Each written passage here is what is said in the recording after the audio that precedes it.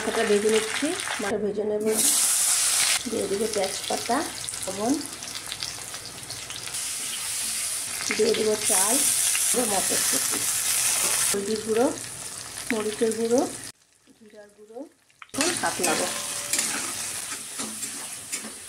দিব আদা কাঁচা লঙ্কা বাটা, দিয়ে দিব অল্প জল, জল এটাকে সাতলাবো ভালো করে। এখন দিয়ে দেব মাছের মাথাটা, এটাকে দিয়ে অল্প সাতলাবো, এটাকে ভালো করে ভেঙে দেবো। এটাকে